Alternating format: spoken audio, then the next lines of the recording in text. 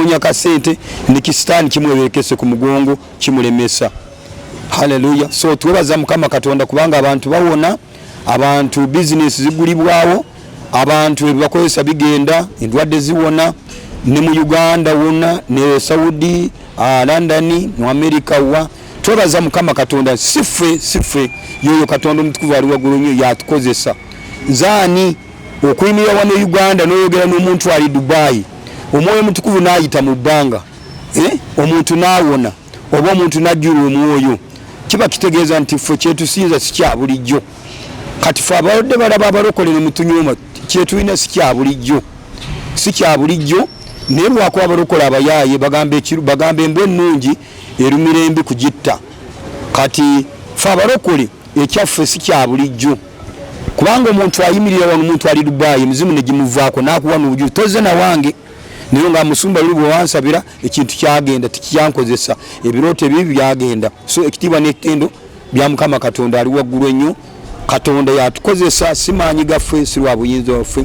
Kyovula banze bwe nkusabira si kusaba ssente kubanga Bayibuli egamba mwaweebwa buwa nammwe muwenga buwa. Kubanga kyenkozesa okukusabira nange sikikwata sikiina mu mukono bw'okisaba kiriruddawo. Nedda oyo Katonda omutukuvu yatuwa amaanyi.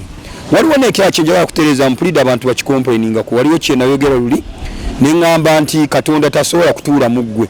Abantu tebantegeera nga balowooza nti Katonda tasobola kutuula mu muntu. Njagala kitereeza nali ntegeeza nti Katonda tasobola kuva mu ggulu ne bakerubbe be ne bamalayika be n'ebitonde ebirala byonna ne bajja ne batuula mu ggwe. Nedda Katonda kyakuwa nga ggwe omuweereza we akuwa buyinza. Bw'aba akuwadde obuyinza osobola okugoba omuzimu.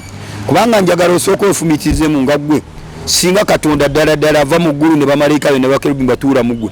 Kiba kitegeeza ensi yonna egenda kukungaanira wano ku buntu. Kusaba nze kitegeeza mba nfuuse Katonda. So kye nali ntegeeza nti Yesu bwe yali avaawo yatulekera mwoyo mutukuvu. Omwoyo mutukuvu he is a comforter.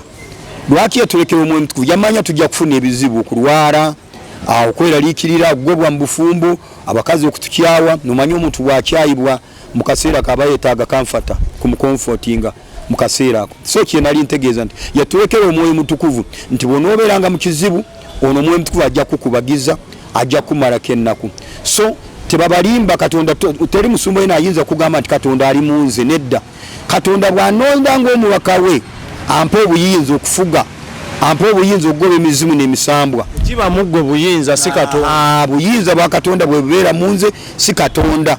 Kubanga amazima ge singa Katonda singa tewakyaliwo na mwavu wano oba kabiri wakati singa tetukyagenda mu bisiibo mwana soda. Kati nga siba kinga ali mu. Kati ate ngenda kusiibira ki? Munonya wakingulwa. Ganda byo soda Katonda atudde muggwe. Nzija buzini motoka yange mpangende, nyonyi yange mpangende. Nagenda mu chaki musumba yanziba. Yansu kakati nzizeewo.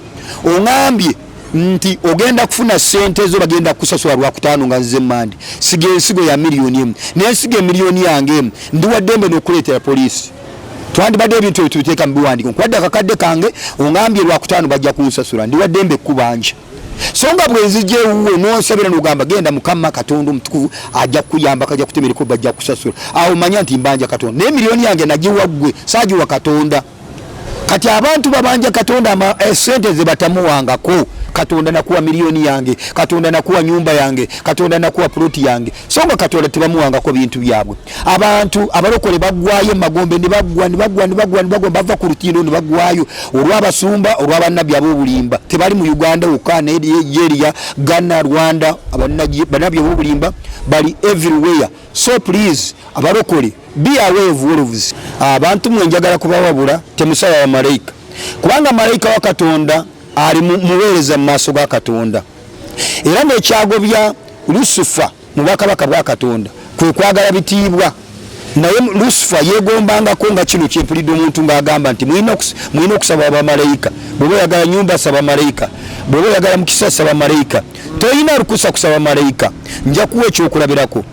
Ekyokulabirako singa ggwe ogenda n'oleeta omukozi w'ewaka n'omuteeka waka. Kati amukwano gwe bwajjanga ayina ekizibu ng'oba omwana we alwadde ayagalayo kasente atwale mwana we mu ddwaliro. Asaba mukozi oba asaba ggwe. Export TV to the world. Wewe bali nate oli ku expose omwana soda.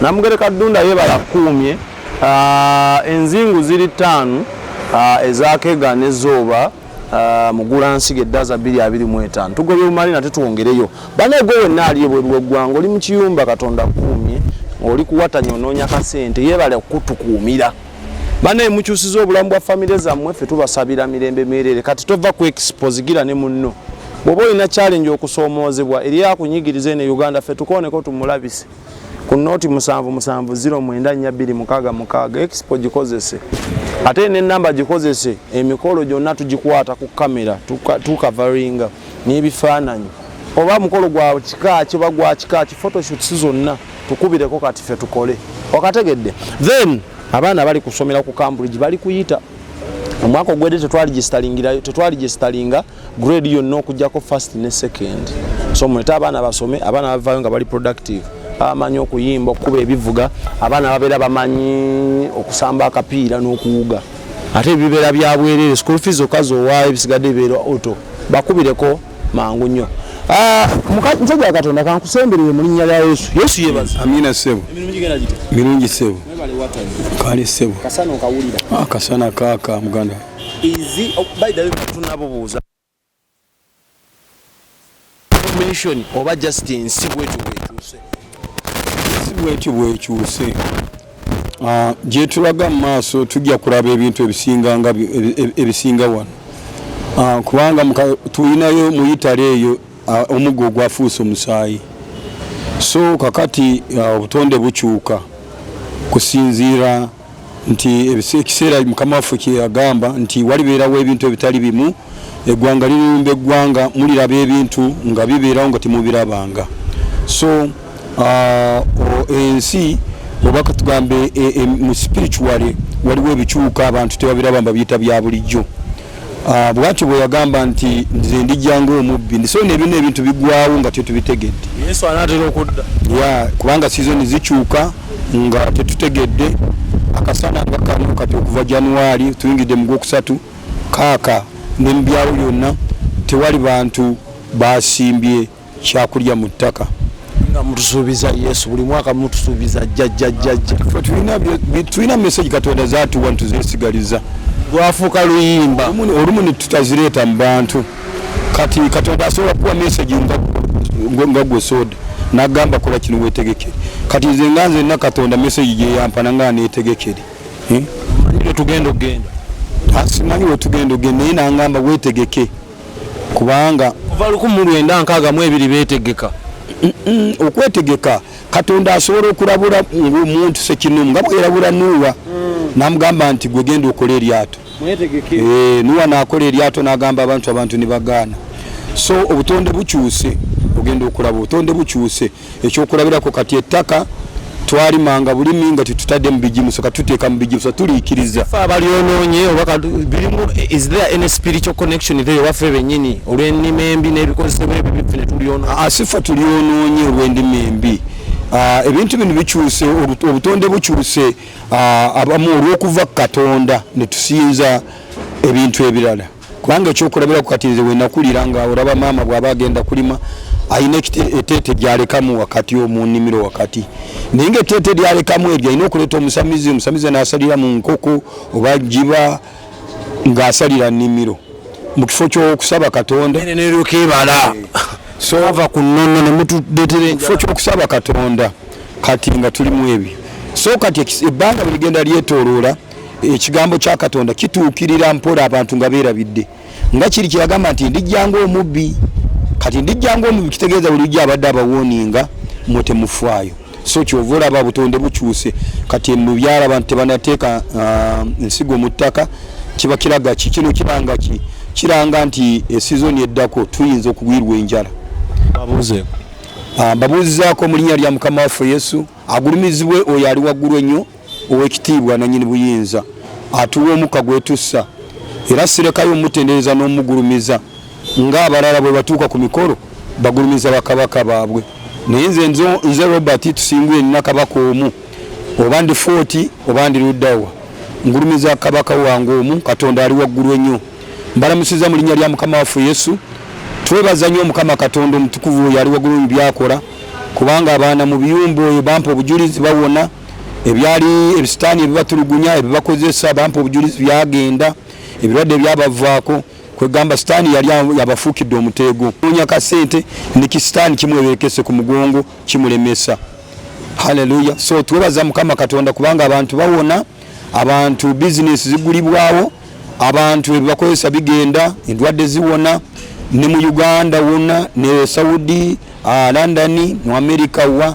Twebaza Mukama Katonda sife yoyo Katonda omutukuvu ali waggulu nnyo yatukozesa.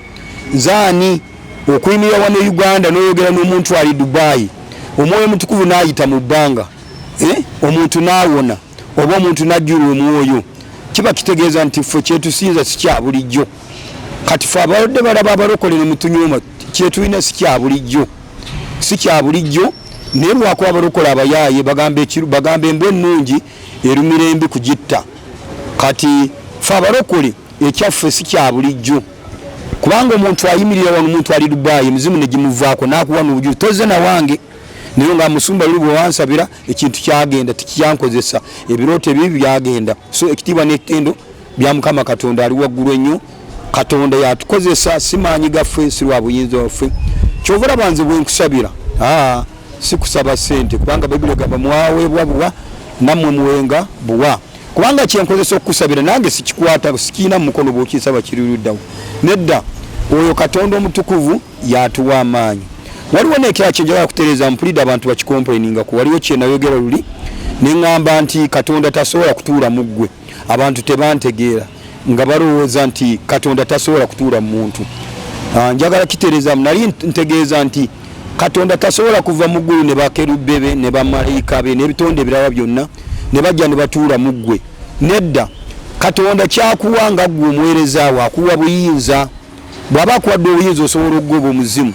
Kubanga njagala osooka ofumitirizeemu nga ggwe singa Katonda ddala ava mu ggulu ne bamalayika be ne bakerubi batuula mu ggwe kiba kitegeeza ensi yonna egenda kukuŋŋaanira wano ku buntu kusaba nze kitegeeza mba nfuuse Katonda. So kye nali ntegeeza nti Yesu bwe yali avaawo yatulekera mwoyo mutukuvu. Omwoyo mutukuvu he is a comforter. Lwaki yatulekera omwoyo mutukuvu? Yamanya tujja kufuna ebizibu, okulwala, okweraliikirira, okugobwa mu bufumbo, abakazi okutukyawa. Nomanyi omuntu bwakyayibwa mu kaseera kaba yeetaaga comforter kumukomfortinga mu kaseera ako. So kye nali ntegeeza nti yatulekera omwoyo mutukuvu nti bw'onoobeeranga mu kizibu ono omwoyo mutukuvu ajja kukubagiza, ajja kumalako ennaku. So tebabalimba Katonda.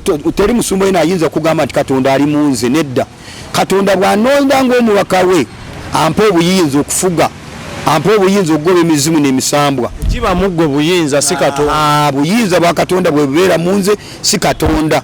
Kubanga amazima ge singa Katonda singa tewakyaliwo na mwavu wano oba kabiri wakati singa tetukyagenda mu bisiibo mwana soda kati nga siba kinga alimu kati ate ngenda kusiibira ki munoonya wakingulwa ganda byo soda Katonda atudde muggwe nzija buzini motoka yange mpangende nyonyi yange mpangende buli kimwe kyange. So ntwala mu lusozi ng'alimu kye kintwala ku lusozi okusaba. Ekitwala ku lusozi okusaba Katonda ampa obuyinza. Ampa obuyinza nsobole nange okugula mu motoka, nsobole nange okulya, nsobole nange okuwangula, nsobole nange okuzimba buyinza. Haleluya. So kyekyo kati sitaani kye yatwalako bwe yajja ku nsi ng'avudde mu ggulu bamugobye yatuwambako buyinza. Kati Yesu bw'ajja ku nsi yatuddiza buyinza bwe buli mu ffe bwe tukozesa okuwonya abantu, okusumulula abantu, okwagala bannaffe buba buyinza bwa Katonda. So si musumba yenna nti Katonda amutuddemu amulimu. Ekyo kikyamu tekisoboka kuba bwe kitu. Bw'omulabayo nti Katonda amutuddemu nange omunzigirirako njagala motoka yange agimpe. Saagala genda mu kisiibo njagala ngende wali nga mpa motoka yange kubanga nkolabyeko gwe Katonda. So ekyo kitereezeza Yesu yatulekera mwoyo mutukuvu yali mufe buyinza. Kyokozesa okufuna ennyumba bubeera buyinza. Kyokozesa okufuna obufumbo buba buyinza. Kyokozesa okugoba emizimu bubeera buyinza bwa Katonda. So si Katonda mbwali mu ggwe. Ekyo nkitereezeza. Mbalamusiza nnyo mu linnya lya Mukama waffe Yesu nate nsigadde ndi tusingwire Mirembe Robert ayagala kwogera nange. Nze nina kyenina sijja kwewana naye Katonda yampa. Omanyi abaweereza tuli banjawulo. Nabagamba luli nti mulimu omuweereza eyeegomba bwegombi. Bali ku street bawulira njiri abamu si bonna. Babamu bali mu makanisa. Naye ng'omuntu oyo ekintu yeegomba bwegombi. Kubanga mulimu omuntu asobola okweyita nabbi n'agamba nze ndi nabbi kakati nze bwembo mu kusiiba nze mpa sente nze nja kusiibira kakati gwenze nkusiibire gwompe sente nedda muganda wange bannabbi bazikiriza nnyo abantu naddala abantu bangi bali magombe nga bakaaba beekwasa abasumba ne bannabbi oli asanga akaaba musumba yanzita musumba n'omubuuza musumba yakutta atya musumba yanimba nangamba ntwale ensigo ya mitwalo 3 natunda nakabuzi kange naye kati nakomekereza nzize mu ssabo omanyi abasumba kye bakola muyinza okuyita katono bweyita omuntu ono n'omugamba njagala ensigo mu kansolingi oli n'atoola ensigo ya mitwalo 7 n'agikuwa seba ajja kubanja ganakkiriza kubanga omuntu ono bw'anaagwa katonda ajja mu kubanja omuntu ono bw'anaagenda naddayo waka ekigenda muluma nti musumba namwe emitwalo gyange 7 katonda lwaki nakuwa emitwalo gyange 7 katonda n'emiya mugulu n'agamba tunuulirwa ono tampangako sentezi kyokka obusentezi wazuwa musumba abantu bangi njagala babulya spiritual abantu bangi olunaku bagwayo magombe olw'abafere olw'abanabbi ab'obulimba bajjako sente abantu sente zaabwe oli ne bimutama n'agamba kangendere ddala mu ssabo nagenda mu kyaki musumba yanziba yansubi kakati onzizeewo oŋambye nti ogenda kufuna sente zo bagenda kusasula lwakutaano nga nzize mandi siga ensigo ya miliyoni 1 n'ensiga emiliyoni yange 1 ndi waddembe n'okuleetera poliisi twandibadde ebintu ebyo tubiteeka mu biwandiiko nkwadde akakadde kange oŋambye lwakutaano bajja kunsasula ndi waddembe kubanja so nga bwenzije wuwe n'onsabira n'ogamba genda mukama katonda omutukuvu ajja kuyamba kajja kutemereko bajja kusasula awo manya nti mbanja katonda naye miliyoni yange nagiwa ggwe saagiwa katonda kati abantu babanja katonda sente ze batamuwangako katonda nakuwa miliyoni yange katonda nakuwa nyumba yange katonda nakuwa ploti yange songa katonda tebamuwangako bintu byabwe abantu abalokole bagwayo magombe ne bagwa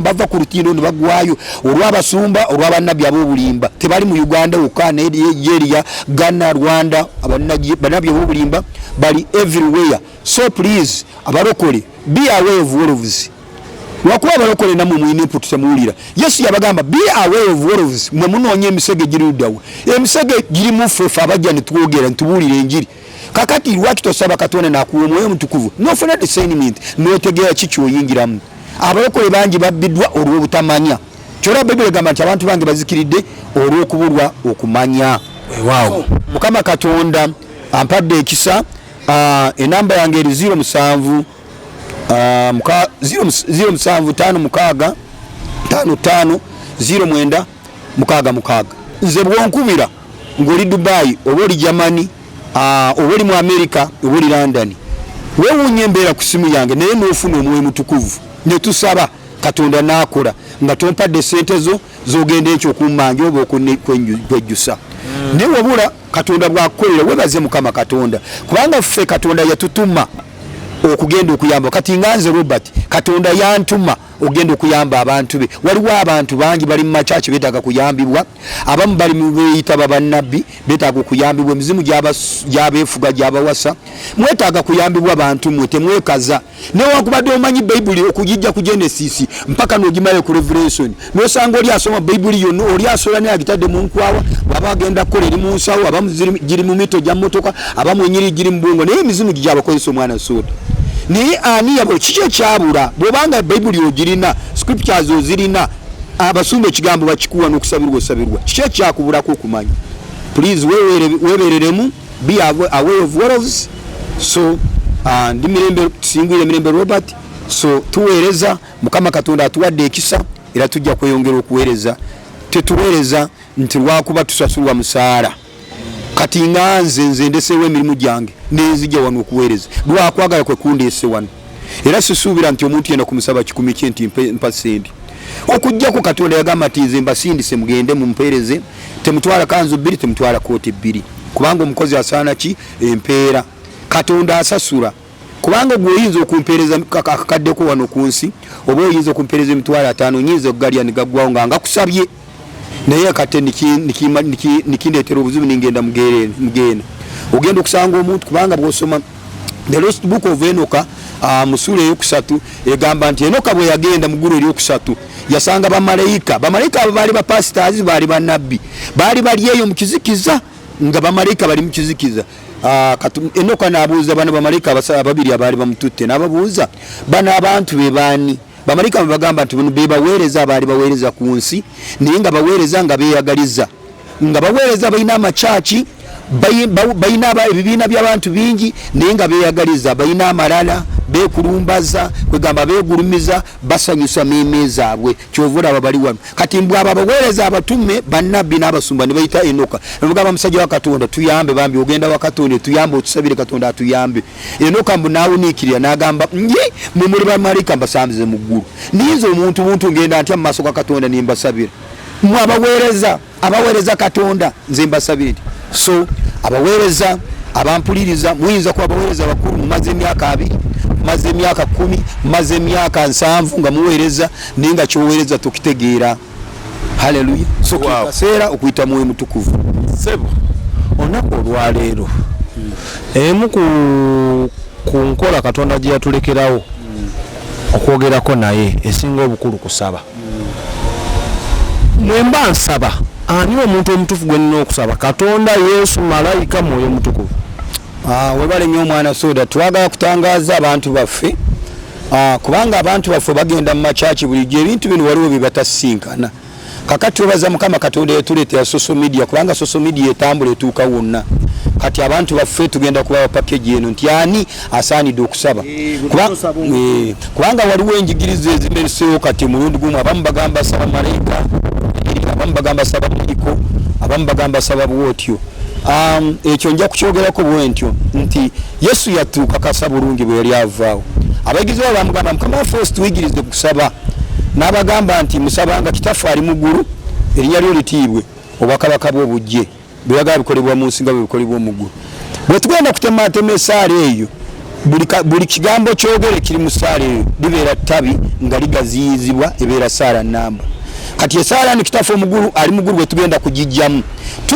esaala zaffe zonna nga abamu tusula mu overnight ogenda kuva mu overnight ng'esaala kitaffe ali mugulu ng'omaze gigaziwa ng'osabidde biiru z'amazzi osabidde biiru za rent z'ennyumba osabidde biiru za school fees nga buli kimu kyonna mwekiri ani mulokole gwasaanidde okusaba Yesu yatugamba nti musabanga nti kitaffe ali mugulu erinnya lyo litiibwa obwakabaka bwe bujja Yesu nabagamba nti wembanga musaba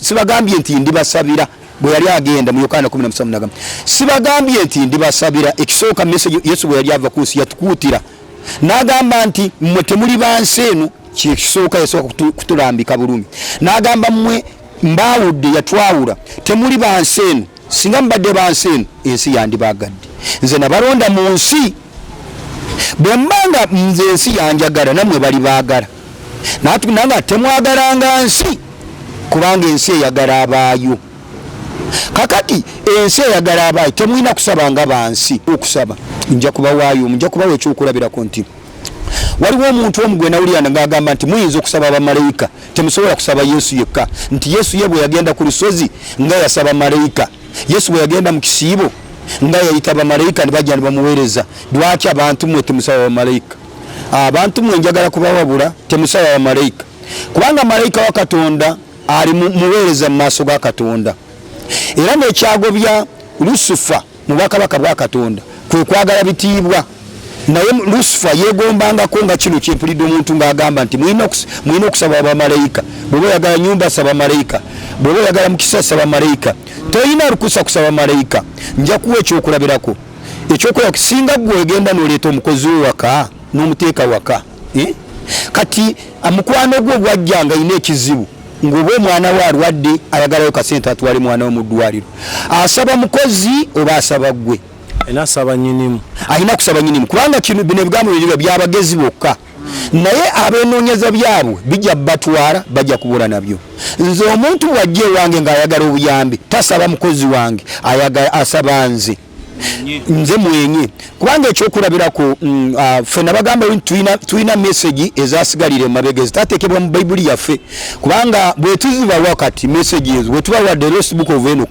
mujja kucankala n'obwongo mujja kulaluka kubanga abamu mu bulokole temuliimu mu bujjuvu abamu muli mu bulokole gwe oyagala bwagazi mbaga ogende mwagala mu bitundu abamu oli mulokozi oyagala mu omusajja ogende abamu oyagala mu nyumba abalala oyagala mu motoka abalala oyagala mu kulinya nyonyi abamu oyagala genda Germany ne mu America kwegamba abantu abali mu bulokozi buli omu ayina ebigendererwa bye naye akati nga nze Robert yayingira mu bulokozi nga sirina kigendererwa kyange lwakuba Katonda yampita nafuuka mwana we bwe nazaalibwa ogwokubi Katonda yanzaala nenfuuka mwana wa Katonda nja kuwa statement eno kubanga waliwo enjawulo wakati w'abaana ba Katonda n'abasajja ba Katonda muwulira bingi mugamba is a man of God is a man of God yes he is a man of God n'omusamizi is a man of God n'abasamizi abakazi women of God naye there is a difference between a women of God and men of God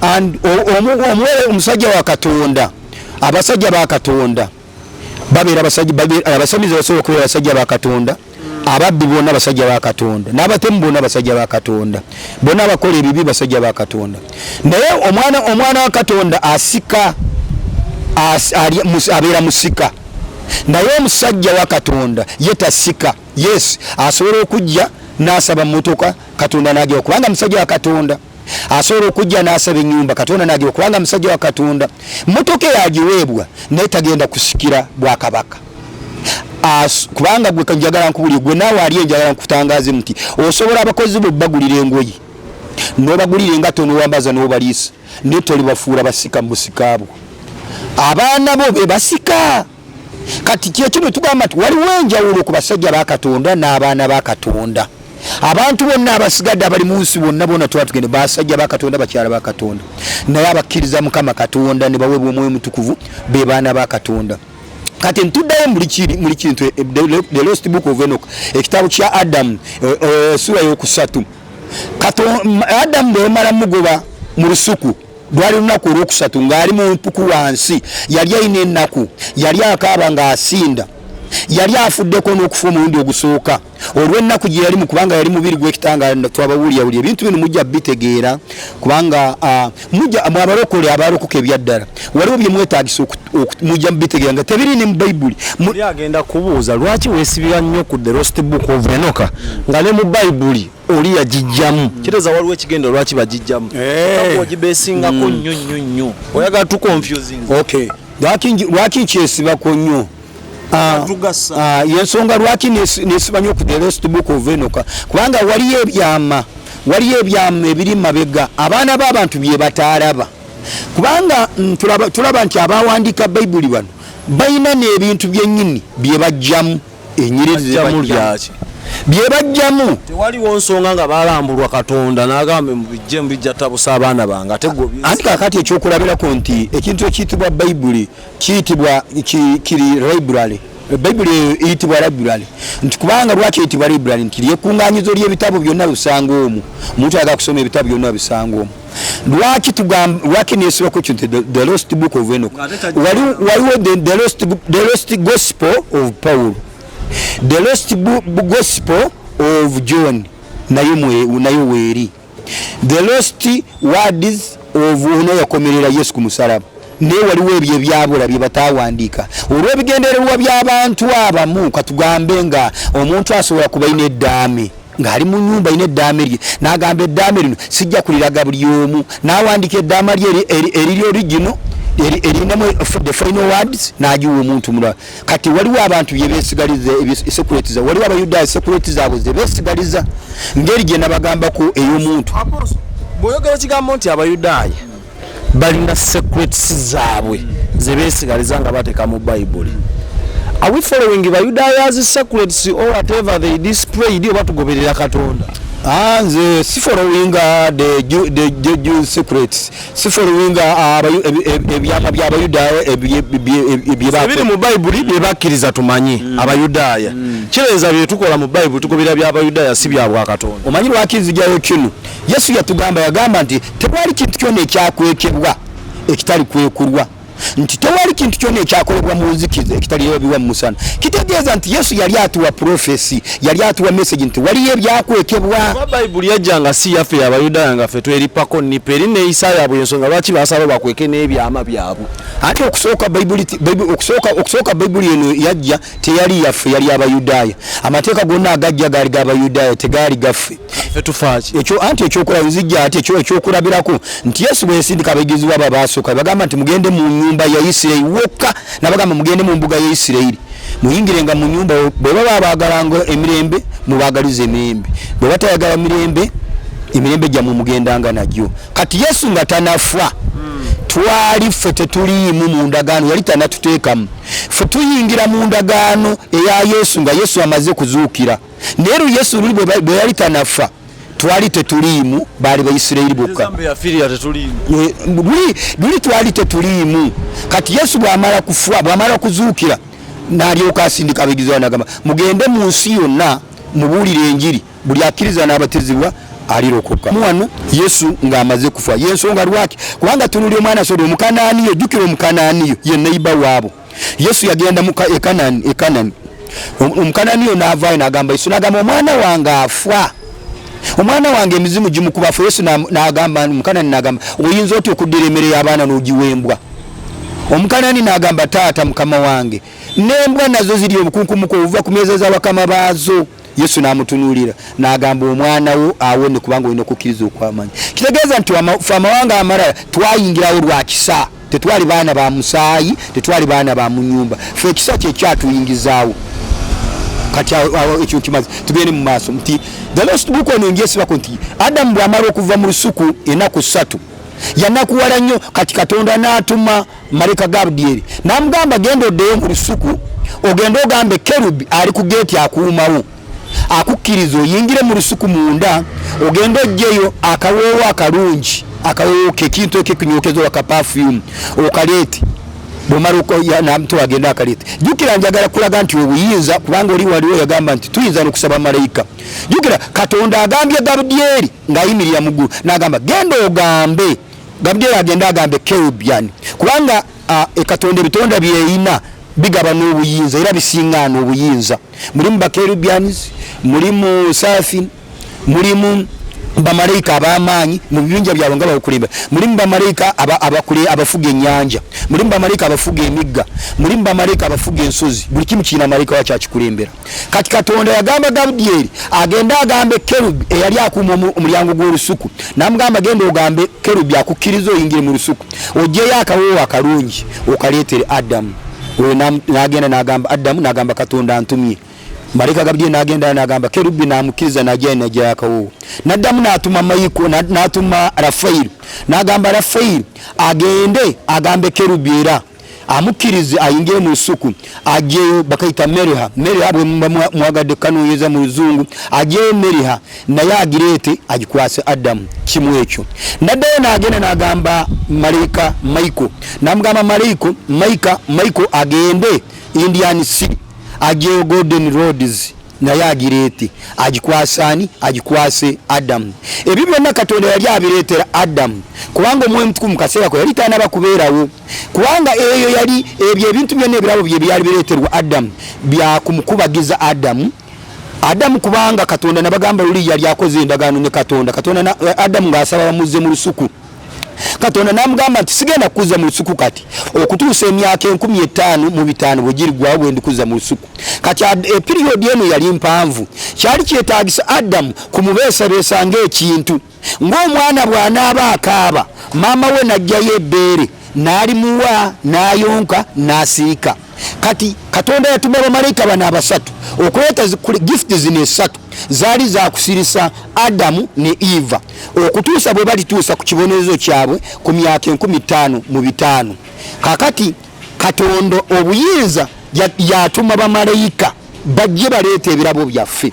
So malayika yenna takkirizibwa muntu yenna kumusinza ku nsi oba kumusaba. Bw'osaba malayika oba oyagala kucreatingawo sin ng'eri Lucifer gye yakola.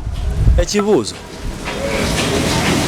waliwo olunyiri simanyi we luli naye mu kanisa bakinzijukiza lunye.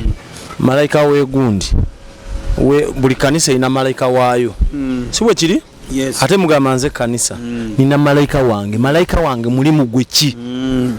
Okay, malaika wa kanisa waliwo kakati Philadelphia waliwo kubikulirwa bagamba waliwo malaika wa Laodicea bamalayika bali muka eriya kanisa musanvu ndi Katonda asindika bamalayika eriya kanisa musanvu malaika wa Laodicea malaika wa Philadelphia buli malaika yonna nga buli kanisa yonna inaki ina malaika wayo kati malaika ono gogamba buli kanisa nti malaika wa kanisa eno omulimu gwe kurikodinga ebikolebwa eri abakulembeze abali mu church engeri gye beyisaamu engeri gye basaba musa abantu sente engeri gye bakolamu emirimu gyabwe kati gwoyinza ogenda n'okola church gwe n'olowooza nti gwe boosi wadde wagenda n'oyisaamu akazinde wano bakuŋŋaanya sente oli n'aleeta miliyoni oleeta miliyoni 5 nimuweza ne mugula ettaka kati gwe n'obyezza abantu mwakuŋŋaanya bangi ne mugula ettaka lya chachi ebyuma bya chachi sigwo bigula sente tezaali za jjajjaawo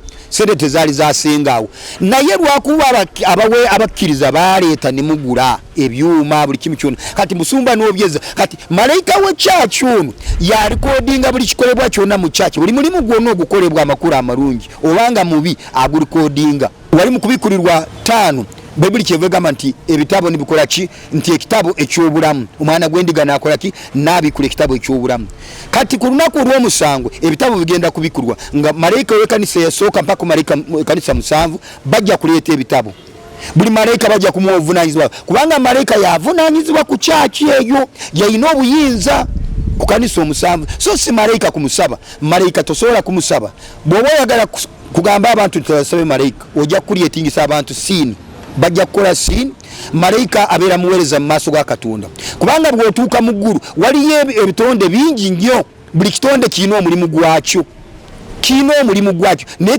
tekirina buyinza kukisaba ebintu byonna Katonda bwe yabitonda yebyesigaliza yabiinako obuyinza bamalayika abaali beegomba nabo okubasinza oba okubasaba baagobwayo batudde wansi emagombe nga Lucifer yakozesa abantu bino byonna Lucifer yagamba abantu nti abantu mubagambe basabeko naffe bamalayika so akadi omuntu bwagenda naafuna amaanyi n'alaba nga alina amaanyi asobola okusabira omuntu n'abimba ejjovu kati omuntu oyo yeegulumiza nti kubanga asobola okusabira omuntu n'abimba ejjovu omuntu asobola okusabira omuntu n'agwa wansi n'akankana yes n'abasamize bakikola omwana Soda n'agambako nti lumu Katonda bwe yansindika ku kizinga esesi nalaba obwakabaka bwali busaba ng'abantu bonna battibwako emizimu ngo bonna bakankana bwe batyo bagwa wansi n'obukubanga butonyerera kakati oli bw'avaayo n'asabira omuntu n'asambagala n'agweri amanya nti alina amaanyi ag'enkomeredde abooluganda ne sitaani akikola si buli agwa nti mwoyo wa Katonda ya mulimu niwakuba nabagamba nti discernment mujja mulaba omuntu anyeenya omutwe bw'atyo n'anyeenya omutwe bw'atyo kati bw'oba tolina discernment ng'omuntu olubaala amusseeko asobola okunyeenya omutwe naye olina discernment yasobola okutegeera nti omuntu muno ekimuli ku mwoyo wa Katonda oba lubaale sebo ekibuuzo wagambye Yesu yabuuzibwa tusaba tutya n'abawa essaala eyo essaala eyo weefundikira tegambangako nti omumaliza muyisa okuyita mu Kristo Yesu mukama waffe kivaawa mu ate essaala ogiwunzika nga ate mugiyisa mu Yesu nga ate Katonda waliera awulira alina okutu n'amaaso webali nnyo Soda kivaawa ofe abalokole okusaba Yesu kubanga tulaba luli mu kitabo ky'amateeka tulaba bakabona ababeerawo mu mulembe gwa Musa ensaba yaabwe si yenge eyaffe kubanga ensaba yaabwe yali amateeka luli baali bazimbye oba wolutaali abakatu gye bayitawo olutaali nga balina kuteekawo kikateni oba kuteekawo ekisenge ekyawula awatukuvu awatukuvu nga awatukuvu eyo tewagendayo nga musajja yakubibwa endiga wali tosobola kuyingirayo nga bw'oyingirayo Katonda akwokya nga omukyala bw'oba oli mu nsonga tewayingirangayo awatukuvu so nga omusaserodoti yayingirangayo oba priest basookanga kumusiba olujegere mu kigere ensonga yamusibisanga olujegere mu kigere ng'agenze kusaba twali tusabirwa busabirwa so siffe kusaba bafaaza bano bweba priest bagendangayo okutusabira ffe nga tusigala eri tulindiridde omuntu ono bwe yabanga alina ebibi ng'alina kufiirayo basikanga busikano olujegere nga basuulawo bweru omulambo kati enkola eyo tekyalo kubanga enkola yali egamba nti omwana Soda bw'osooza omuntu olina okutwala omwana gw'endiga eri kabona oba otwala embuzi enduusi eri kabona alyoka akuggyeko ebibi, oba balina kuleeta embuzi ne bagisala ne bagikuyisa ku mutwe ne bagitwala ne bagisuula mu masanganze. Akusabira wa Katonda si yakuggyako, right? Embuzi yeyina okuggyako ebibi. Basaba eri Katonda. Embuzi eno bagireetanga, omaze okuleeta omwana gw'endiga bagireeta ne bakukwata ne bagisala omusaayi ne bagukusiiga ne bagiraamirizaako kwegamba ebibonerezo wandifunye omuntu gw'ovumye. Basaba Katonda. Tebasaba okuyita mu kabona. Anti embuzi eno bagisala nga tebayita mu kabona, nga basaba Katonda, nga bakwata embuzi eno ebibi byo byonna nga babigobera ku mbuzi ne bagikuba oluusi bagisalizeeko Katonda omusaayi guyise ne bagikuba bagisindika negenda mu nsiko. Kati ekyamwe kyavaawa. Kakati ekyaffe Yesu bw'amala kujja n'akutuka ku musalaba n'afa, ejjijja eryo lyakutuka kateni eyo yakutuka n'evaawo. Kyali kitegeeza nti Yesu yatuggulirawo bali abaali bagenda kutuyamba batutuusiza obubaka bwaffe eri Katonda. Ejjijji lyakutukawo, gwe omulema jangu osabe kyoyagala, wali mu nsonga omukyala jangu osabe kyoyagala, omusajja akubibwa endiga jangu osabe n'endiga osobola okuddamu n'owasa. Robert, bw'ogamba nti Yesu yajjawo eryejjijji kireza asobola okwetuukira ewa Katonda, ate nga mugamba nsaba okuyita mu Kristo Yesu, kitegeeza Yesu yajjawo ejjijji ly'abali n'ateekawo erirye. Ekyo kiri bwe kityo. Abantu kye batetegeera nti ono gwe twalinayo ku nsi yali Katonda mwene yennyini eyava mu ggulu. Okumanya yali Katonda bw'osoma mu Yokaana ekisooka agamba nti nze ndi musana gwa nsi. Kakati wave yali Katonda ekibaawula nani abusatu obusatu omumwana omumwoyo yali ku nsi ye mwana Katonda omwana obusatu bwonna buli muomu amasiga asatu ge masiga asatu gubakabaka bwa Katonda nibo yawulamu tebweyawulamu kwegamba Katonda yatulekerani asigalayo kenyini batulekeramu yatulekera mwe mutukuvu ate yawuddemu wakingamba teyawuddemu nagambe olukusooka nti layers kati mwe mutukuvu ono asobola kwejja mu layers oba olunga 10 tuzaeri gye watugambidde nti Katonda taba muggwe buyinza oba yatulekeramu yawulamu kitegeeza kituufu bano kye bagamba nti Katonda abeerawo era abamu. Kati Katonda teyawulamu wabula ekibeerawo mwoyo mutukuvu asobola okuleyinga layers oba yensonga lwaki Katonda bamuyita omniscient. Omniscient kitegeeza nti he is everywhere. Bw'abeera mu ggulu asobola okubeera mu America, asobola okubeera wano, asobola okubeera London, naye nga y'omu. Kitegeeza nti Katonda asobola okuleyinga many layers. Otera bulungi sigenda bagasa kino lwaki kutegeera nti Katonda bw'aba kitangala wali Bayibuli egambye nti Yesu gwe musana gw'ensi, nti yajja mu matwale ge, abaali mu matwale ge tebamusembeza, nti bonna abamusembeza yabawo obuyinza obw'okufuuka abaana, nti Yesu neddaegamba nti Yesu kigambo wa Katonda. Ekitegeeza mwaweebwa ekitangala lwa Yesu. Twaweebwa obuyinza lwa Yesu, twaweebwa ekitangala lwa Yesu, tetwaweebwa buyinza olw'amateeka kubanga amateeka gaali galemwa. Osinzani nze nsinza Katonda ali waggulu ennyo. Ekingamba nti nsinza Katonda ali waggulu ennyo kubanga bwe babuuza Yesu ne bamubuuza tubuulire Yesu kitaawe ali ludda wa, n'asekerera Thomas n'agamba tokimanyi nti bulijjo kitange ali munze nange ndi muye. Kitegeeza alina amagezi ategere, yali ategeeza nti nze Katonda mwene. Katonda ono yajja n'afuuka omuntu kubanga singa yajja ng'obwa Katonda bwe n'afuuka ekintu kyonna abantu banditidde, abantu bandidduse. Kubanga abaweereza ba Katonda abasaba batera genda nnyo mu deep kusaba balaba muntu ali waggulu ennyo, yensonga lwaki tumuyita the most high God. Ali waggulu balaba muntu era tolaba ndiga tolaba nsolo, olaba muntu ali kati ffe tuli mu kifaananyi kya Katonda eky'omuntu. Kati Yesu ne Katonda tosobola kubaawula, bali kimu. Kitegeeza nti Katonda yava mu ggulu ye kennyini najja. Lwaki tugamba nti Katonda yennyini? Kubanga tulaba ebintu bye yakola, ebintu byeyakola byewuunyisa. Kubanga tulaba nti Yesu bwe yali akyali muto yabumbanga ebibumba abaana bebazanyisa ne bifuuka nte bwoba birimu ne bifuuka binyonyi ne bibuuka ne bigenda. Nti Katonda ono bwe tuba twagala mutegeera tuyingira deep spiritually, tetukoma kunyiririza okazi esoma mu Bayibuli, tuyitawo ne tugenda deep spiritually. Bwensaba essaala nesiteekako ngisabye okuyita mu Yesu Kristo tetuuka wa Katonda. Bw'osaba essaala nga totaddeko Kristo Yesu tetuuka wa Katonda. Ekyo kibuuzo. Essaala eyo it depends ani asabye.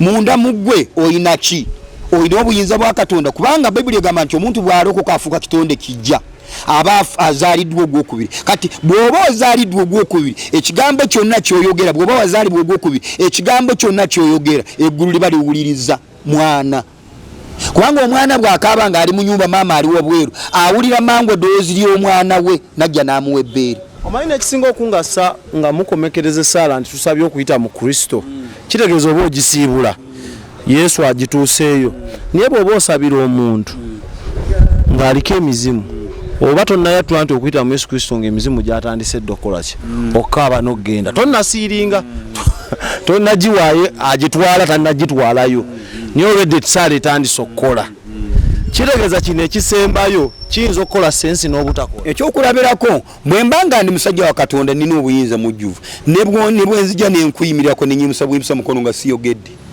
wabaawo ekikolebwa nkugambye ne bwe mba nga nsirise busiisi sinayogera wabaawo ekikolebwa kubanga amaanyi gali mu kigambo kya Katonda kati kigambo yaani kigambo ye Yesu kigambo ye Katonda mwennyini kubanga tulaba Katonda yasindikanga ekigambo nekijja nekiwa Adamu obuyinza n'abeera mulamu tulaba ekigambo Yesu kye yakozesa nekijja Lazaro we yali mu ntaana kitegeeza sitaani asobola okusensinga tulaba oli omusajja yali asula mu malaalo nga bamusiba n'enjegere sitaani bwe yamulaba nga tanamugamba kitu kyona yamugamba omwana wa Katonda aliwo gulunyu oze kunzikiriza Yesu namugamba bunira kitegeeza gwe okujja emizimu giba gyakutegedde dda wadde tonayogera gimanyi ani agirumbye kati kitegeeza nti gwe bw'oyingira buyingizi mu nyumba y'omuntu ng'olina ekigambo kya Katonda emizimu gyetegula nga tonayogera nga gyadduse dda kubanga giba gimanyi ekizze muliro gwe guyingiddewo. Kitegeeza tulina kusaba nga tuyita mu Kristo nga tusaba Katonda. Yes. Bamalayika tebalina ssabwa. Tulina kusaba nga tuyita mu Kristo yekka yeweebwa obuyinza. Malayika bw'omusaba